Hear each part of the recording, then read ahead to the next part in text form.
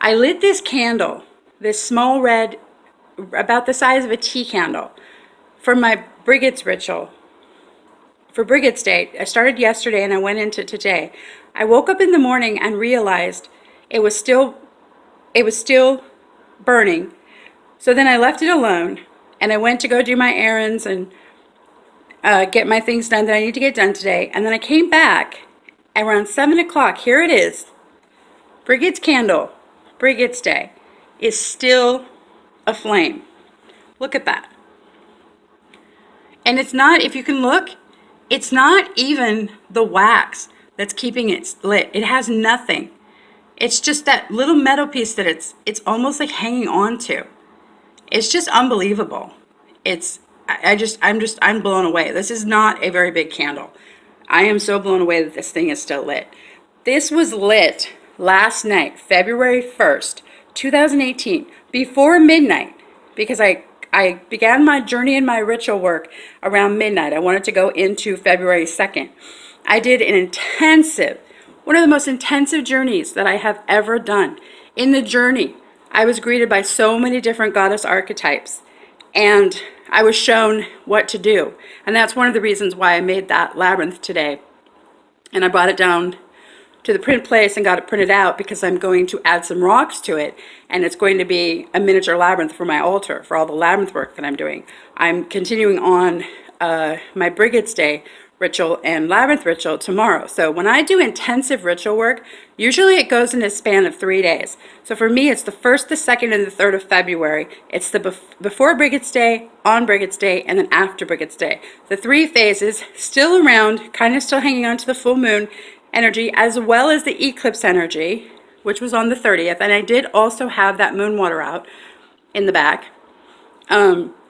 But yeah, it was just an amazing, amazing journey. And the thing was, I really wanted to go do the ritual down at the labyrinth yesterday, but it was raining and I was disappointed. So instead I did my journey here at night. And when I went into my journey, basically, those archetypes did the ritual with me. So I did the ritual in the journey. It's like they showed me how to do it. They connected with me. They gave me all these amazing messages, which I can't even begin to include. Told me what to do. They showed themselves in a true light, in a sense of like things about the different goddesses. Arianrod, Ariadne, Brigid, and Freya, Luna, Hecate, Ereshkigal, so many others in their true forms. And I am just like, I am completely convinced that there was a divine connection made, because this candle, and Brigid was a big part of the journey. She was in the center of everything, with many, many arms that were connecting to many things and comforting many people. And there she is, Brigid's candle, again, still burning, barely holding on. I had to get that on video. In 5 more hours, it'll be a complete 24-hour day. That is unbelievable. That means it stayed lit for almost 20 hours. And who knows how much longer it's going to stay lit for. But I'm going to do the labyrinth ritual tomorrow, and I'm going to take some video of that, and maybe I can talk more about it then. But this is kind of my preparation for that and my continuation of the ritual. With the mini cards there, I went ahead and printed out a mini deck for myself of all my cards. They're there right there. And these are the ones that I'm using in the labyrinth ritual tomorrow. That's the salmon mother here in the this area for the Lummi Island tribe. The salmon woman, the salmon mother, is a very strong archetype. There is Arianrod with the silver wheel and the owl, or the spiral. There is Ariadne with the labyrinth. There is Luna. There is Brigid. There is Freya. And there again is Luna, because she's going to be represented twice. Okay, so this is an extra part that I want to add to the video that I was just making on February 2nd, 2018, Brigids Day, about the candle that was still burning. I wanted to point out 2 things to show more examples of why this candle probably shouldn't still be burning almost 24 hours later. This is exactly the kind of candle that's in there.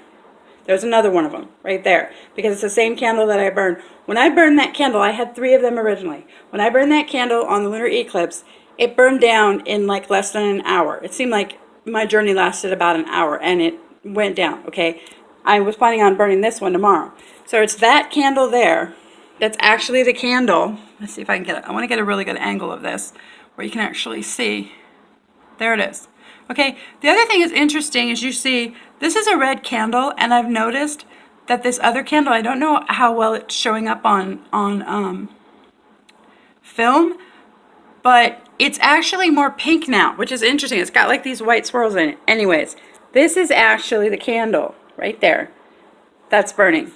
It's a very light red, but it's not pink, that's for sure. And the one in there seems to be more pink. Again, it's still burning.